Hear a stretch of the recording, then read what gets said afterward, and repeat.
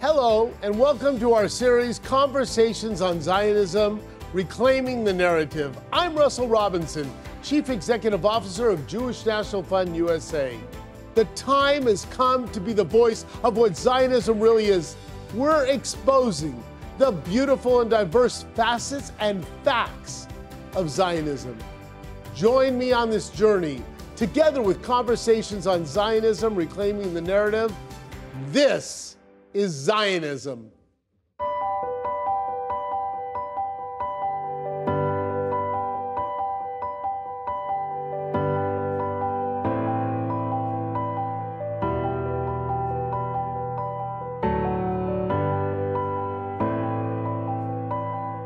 I'm Emily Schrader. I'm a content creator, activist, and journalist, and I'm also the CEO of a digital marketing firm called Socialite Creative.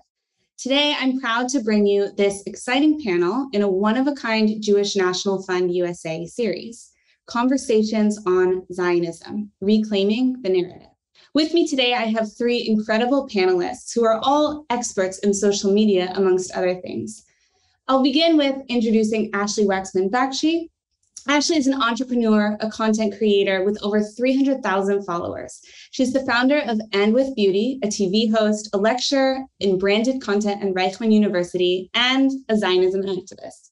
Ashley made Aliyah from Canada and served as a lieutenant in the Israeli Air Force. Next, we have Dr. Sheila Nazarian, who is a board-certified plastic surgeon with a private practice in Beverly Hills. She's the founder of Nazarian Plastic Surgery, Spa 26, the Skin Spa e-commerce site, and the Nazarian Institute, where she brings thought leaders to teach business owners in the luxury space to think big, branding, innovation, and growth. She's the star of the Emmy-nominated Netflix original series, Skin Decision, Before and After. Adiel Cohen is our third panelist today, and he's a Jewish and Israeli rights activist based in Tel Aviv. He's currently studying political science and Middle East studies at Tel Aviv University. And his goal is to empower Jews of all backgrounds to expose the world to the miraculous story of Israel and to initiate dialogue between different communities through social media. So just to kick things off, a question for all of you. As Zionists, how has the last year been different on social media for you, if it has, and over the last few years on social media? And how have you responded to what you've encountered? Is there anything you do differently? Okay, so for me, I've always been pretty vocal about my Zionism and my support for Israel. Of course, there was a negative aspect to me being vocal this year. It became my accounts, some of my accounts were suspended. I was kicked off of Clubhouse for having my profile picture be a picture in IDF uniform. I was called a terrorist online for serving in the IDF. And I did lose a large following within Israel as well.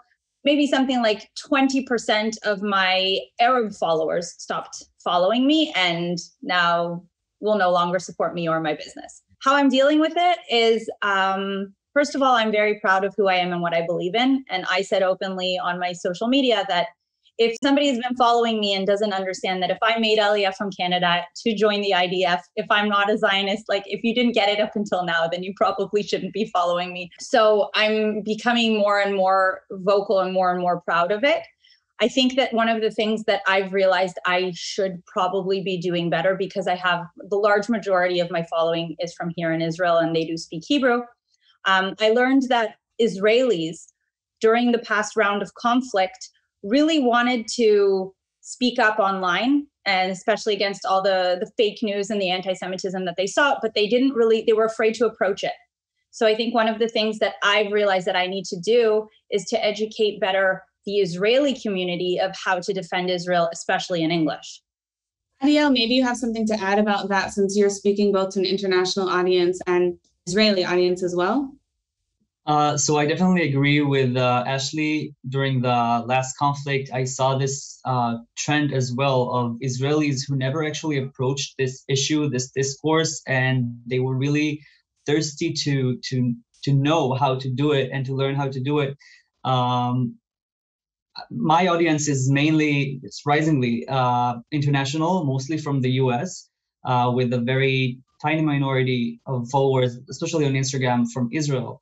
But on TikTok, I mostly speak to Israelis, even if my content is usually in English, because I want Israelis to kind of open their minds to how to speak on Israel, how to speak on the Jewish people in English to international audience, to speak with a language and a rhetoric that appeals to people in the West or people in the Arab world. Sheila, as someone who was living in Los Angeles at the time as a diaspora Jew, what did you experience? Was it different? What was it like online for you? I started speaking up about just anti-Semitism in general about a year ago because my daughter was starting high school and I was just seeing what's happening at UCLA, which is like 5 minutes away from me, and all of the other colleges, including Columbia University, which is where I went to. And I just started speaking up because I was like, oh my gosh, she's like 4 years away from this. If I don't start speaking up, what is her college experience going to be? And, you know, my family escaped from Iran in 1985. And so we have a certain trauma there. And so they were like, are you crazy? What are you doing? Stop talking, all of this stuff. And I just couldn't not speak up. And then when the conflict happened, I saw other physician colleagues of mine literally just spewing the same, 5 words, the same rhetoric that they, all use. And I was just like, well, I have a bigger following than you. So I basically felt like a personal fiduciary duty to shut it down. And so I just started going crazy. I think in the first day I posted something, I lost 3,000 followers. And so I just felt, I built this social media following. If some people unfollow me, so be it. I just need to be true to what I believe in. And I want to be surrounded by people and followed by people who actually support me for the real me. And also there are some people that don't know anything about it, especially because of the Netflix show. I had such a broad, non-echo chamber type of following that I just said, you know what, I could touch people and I could educate people and I can be that one voice they hear that's sort of countering everything else that they're hearing. So I learned a lot. I mean, I learned you don't engage on DMs because they will report the chat and then you'll lose your ability to DM. So I don't do that. I learned that I won't leave up comments that are hateful or demeaning because this is my platform. I'm not going to give you my platform to speak what you want to speak or spew your hate. So I just delete. Report, block, delete. I think I report, block, delete 2,000 people in one day. And I found that so many beautiful opportunities like this and meeting all of you online and now here have opened up. And one of my followers said it best. She said that authenticity never disappoints. And I just found that, speaking up and speaking out, this is why we all came to America. This is why we escaped Iran to come to America, is to speak freely with people with differing opinions and not have fear. And I feel like that's, what's happening here. And I just can't let it go down like that. So I found that I had to speak up. I don't have another country, you know what I mean? The US is it for us. So it's kind of I can't let that happen here.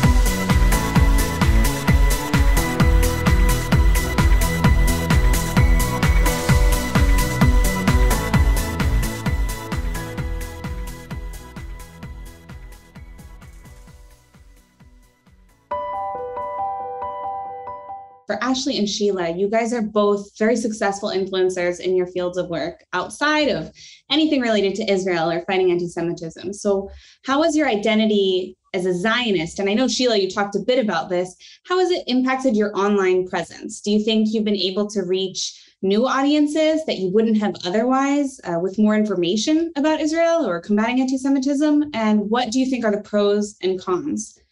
Ashley, I guess we'll start with you and then circle back to Sheila. Okay. So I was actually very surprised at how I was able to reach new audiences also beyond Israel. So from countries like India and Malaysia, for example, people were contacting me and saying, thank you for the information, because they knew, especially throughout the conflict when there was a lot going on social media, that they were really only being shown one side of the story. So I did grow to about 30% being men in the past year. So that's interesting. And in terms of demographics, so I had a much younger following, and actually me speaking about these topics did attract not only the teens and young women that follow me, but also their moms all of a sudden. But like I said previously, I did lose some of my longtime followers. And it was sad because as somebody who is a proud Zionist, I've also always been an advocate for minority rights in Israel. And that's why I did have a large minority following as well. And unfortunately, over the past year, it's almost become polarized. Like, you cannot be a Zionist and also fight for minority rights in Israel.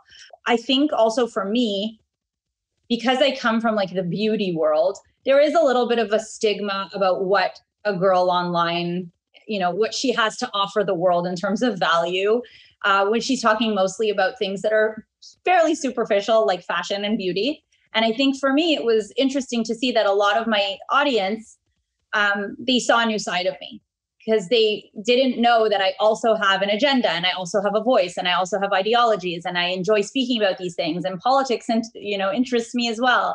And so I think in general, everything that happened over the past year actually did pretty good for me, worked out on social media. It's interesting that you say that, actually, because one of the things that I also experienced on my platforms was kind of a shift in the demographics of my audience as well.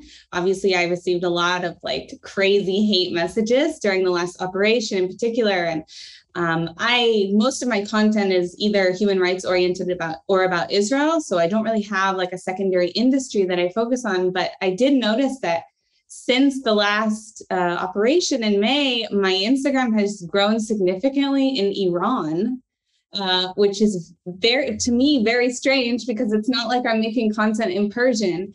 But you know what? That's good. Like, anytime we can reach the people of Iran, I'm happy with everything going on there. So I do know what you're talking about. And it's kind of exciting to be able to reach people from all over the world who maybe aren't getting the message or the education about Israel, or about what, who Jews are even. Sometimes that simple. There's no better gift to give or receive than one that can connect you with nature and your homeland. JNF has made it super easy for you to order your tree certificate online. Just go to jnf.org/trees, pick which special occasion it's for, order your tree online, and let's get planting.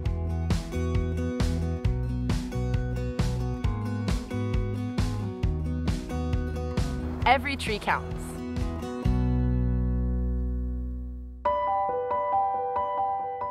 Sheila, what was your experience as, an accomplished plastic surgeon, someone who has multiple successful accounts talking about other issues?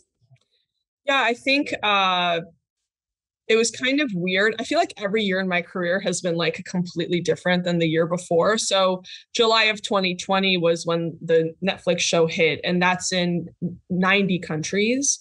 So I already was kind of exposed to people from all over.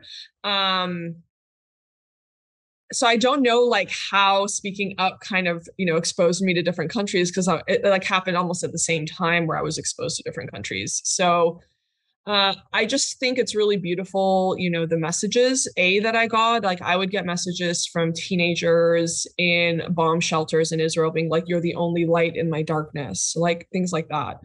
So that just gave me like a greater purpose, I think. And I always tell other physicians, the reason why there's so much physician burnout is because they train you as a physician. They put you in your office and they say, okay, now you're going to die with a scalpel in your hand. We trained you, like all you can do is operate. And I think that as physicians, we're always curious and we're always like wanting to conquer something else and learn something new and do more. And so I think that, with all that's why I have like 4 different companies and 3 children and all the social media accounts, the nonprofit, like all of that stuff, everything, like learning nonprofit is a different language, learning e-commerce is a different language. And I think the Zionism, gave me a purpose outside of just my office and my little bubble. And so that was really beautiful and kind of, was very anxiety provoking. I've never had anxiety my whole life, but I remember during that 1 month period, me posting, I woke up with anxiety. So I think it was a very different feeling for me. But despite that, I just couldn't shut up. Like I forgot how to shut up. And I just had to keep speaking because everything coming from everybody else was lies and misinformation and propaganda. And again, I think like having gone through that in Iran, I think I was just like, no, I'm going to scream it from the hills. I'm going to fight. I thought, with cancel culture and like everybody talking about cancel culture, I thought like, oh, we're going to lose all our patients. And, I'm in Los Angeles, like it's pretty, cancel culture here. And I realized cancel culture actually doesn't exist. Like, I think it's the boogeyman under the bed that like your kids are afraid of, but that doesn't really exist. I think the only way you get canceled is if you shut up. If you don't shut up, you just gain new people and new opportunities and new experiences that are more aligned with your core values. So I think that was a little bit surprising to me during this period as well, is, you actually don't get canceled. And my patients, and also people that I know in my Persian, like Jewish community that maybe talked behind my back or like weren't as supportive. When I would go to a bar mitzvah or when I would go to a wedding, they'd be like, we love you. And I'm like, wait, but I heard that you were like saying bad things about me like a month ago. So I think that, or like my patients would like literally be hugging me, kissing me and being like, I loved you before, I'm obsessed with you now. And I think what I realized is you can't have people be obsessed with you if you don't have an equal amount of people who hate you. Like you can't not choose a side and expect to be beloved. But when you actually speak, take a stand, you actually will have people that are literally obsessed with you for the real you. And that's really beautiful. Wow, that's actually a really interesting point that I haven't thought of, but you're right. Even in the age of cancel culture and with everything that happens on the internet, even when people sometimes should be canceled, when they say terrible things, the truth is people move on. People move on. And if you keep pushing forward with your message, then you will be successful ultimately. So that's a really interesting point. The next question I have for Ariel, talking about reaching younger audiences. So how do you see the trends of anti-Zionism on TikTok? And what is your approach to dealing with it? Do you think that there's more that people can do to use their voice on social media, especially on TikTok? So throughout my 1.5 years of activism on TikTok, I learned to come to terms with the fact that some people will just never change. There are people who have those ingrained hateful ideas in their minds, in their hearts, and we can try to change them. I'm not saying we should leave them out of the discourse, but I learned to focus my activism on those people who are, by the way, the majority, who simply don't know. And there are so many people, especially on TikTok, who spread this false information, lies, propaganda, and not because they necessarily hate Jews or hate Israel, but because they simply don't know. And if I'm talking from the non-Jewish perspective, I think that we cannot expect non-Jews to stand up for us, to stand up for Zionism, for the right of Israel to exist, for the right of the Jewish people to self-determine in their indigenous homeland, if they don't understand the history of the Jewish people and the story of the Jewish people, this millennia-old journey that we've been through. And we can't expect them to know this story if we're not there as the Jewish community to tell that story and to own it and to be proud of it, to shed light onto our history that many people simply don't know. Unfortunately, I see, yeah. I was just going to say, I think that's a really important point that a lot of people miss. A lot of people just don't really know. And even sometimes in the Jewish community, like we're afraid to speak out about the history of the Jewish people because like, oh, well, we think people know it or we think people have heard it. Or we think that we need to justify for the other side. Some people support a two-state solution and some people don't. And I know people who feel like they have to explain, oh, but like, I think XYZ about the Palestinians. But for me, as someone who's an activist, that's not the point. I mean, they will or they won't have a state. That's not the point. I'm talking about Jewish right to self-determination. It's not something that's exclusive. It doesn't mean that other people anywhere in the world don't have a right to self-determination. We're just talking about Jewish history and the Jewish right to self-determination. So I think people don't understand that Zionism isn't really something that exists only in the context of the Israeli-Palestinian conflict, rather that it's a civil rights movement. Not only a civil rights movement, maybe in the modern sense, it is a civil rights movement, but it's the idea that the concept of returning to Zion is something that is so ancient, so ingrained into the Jewish culture, Jewish religion, Jewish scriptures. And nowadays, unfortunately, so many people try to portray it as this European-centric settler colonial movement. And when I first confronted this type of rhetoric, my first response was, what do you mean by European-centric? I mean, I'm a Yemenite Jew. But then throughout my activism, I realized that it doesn't matter if I'm a Yemenite Jew or an Ashkenazi Jew or an Ethiopian Jew or a Cochin Jew. It's a campaign against all of the Jewish people, all communities. It doesn't matter where our families spent the diaspora. We're all being attacked for our identity, for our history, and we need to fight against it. Are you looking for that perfect gift? The one thing you know that they won't have? Now you can honor someone you love and participate in the sacred act of writing a Torah. You can go online and choose a letter, word, verse, or more in a Torah being written right here in Israel on top of Masada. A beautiful certificate will be sent, signifying the link to our ancient past, and be something that they can keep forever. It's the ideal gift for birth, bar and bat mitzvahs, birthdays, engagements, weddings, anniversaries, and other milestones in life. What is the biggest myth about Zionism that you see on social media? And how have you personally fought back against it? People are hijacking the word Zionist, whereas Adiel defined, the right to self-determination of Jewish people in their homeland.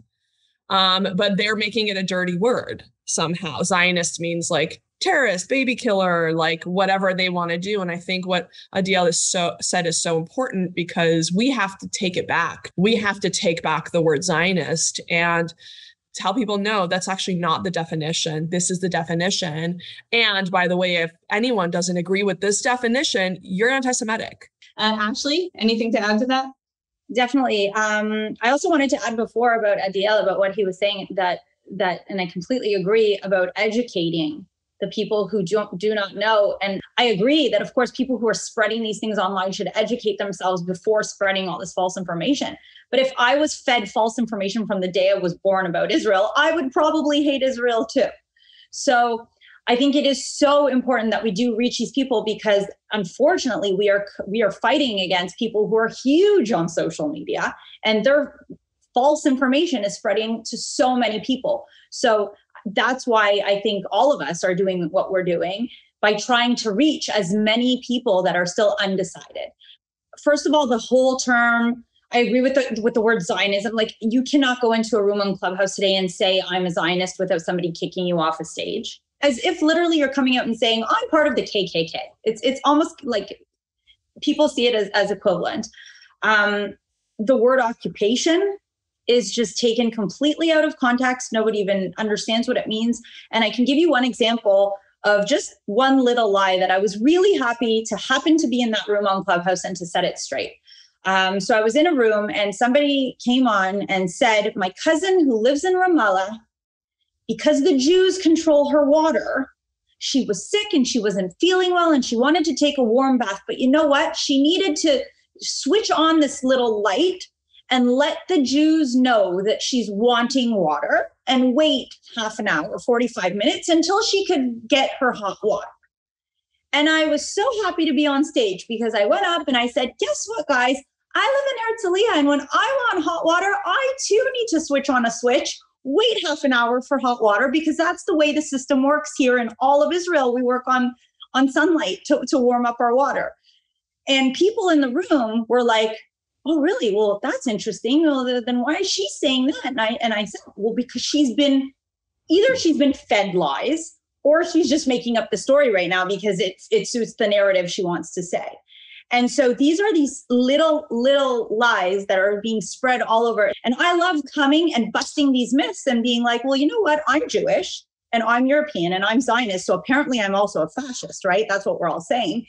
When my great-grandfather came here from Romania and purchased land legally, guess what? I don't have the rights to that land because time passed. There was a war of independence. Things happened. And guess what? Even though I'm a white Jew Zionist, I also don't have the rights to that land because this is a complicated place. And so when we're talking about Sheikh Jarrah, this is complicated. It's not as simple as you in Georgia who bought land and doesn't have it anymore. It's way more complicated. And so putting everything into context is super important. And so the more we simplify things and the more we explain to the West and to whoever's listening and whoever's willing to listen about how complicated it is, and they cannot speak on the subject unless they've really, really done their research and they know the history. Like that's, in my opinion, that's the most important thing that we should do online and not just argue and fight. It's more really to educate and simplify. And I've seen that in the research and the work that I've done over the past 10 years. And it's really frightening, but it just speaks to the fact that the work that you guys and myself, that what we're doing to push back online is super, super important. It's also important in this battle on social media to push back when we see people who know better, which I think is part of the reason people were so mad about the types of things that Bella Hadid and Gigi Hadid were putting out. So yes, I think that there's a huge portion of the population, like Ariel mentioned, who just don't know. We have to educate them, but there's also people who do know, and they need to be called out as well. Ariel, I wanted to give you the last word. If you have any further comments about the biggest myths that you've seen, I'm sure you've seen a lot on TikTok about Zionism and how you're working to push back against it. The way I combat this type of rhetoric is I just give them all the examples throughout history of movements of return to Zion that weren't, from Europe or from the 19th century. I tell them the story about Abba Meiri and his group who made it all the way to Egypt by foot because they wanted to return to the land of Israel from Ethiopia in 1862.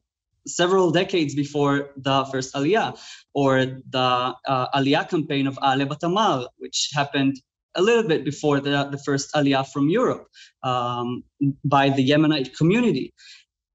And they simply don't know, like we said, most people simply don't know that there has always been a movement of Jews from the diaspora, all parts of the diaspora, back to the land of Israel.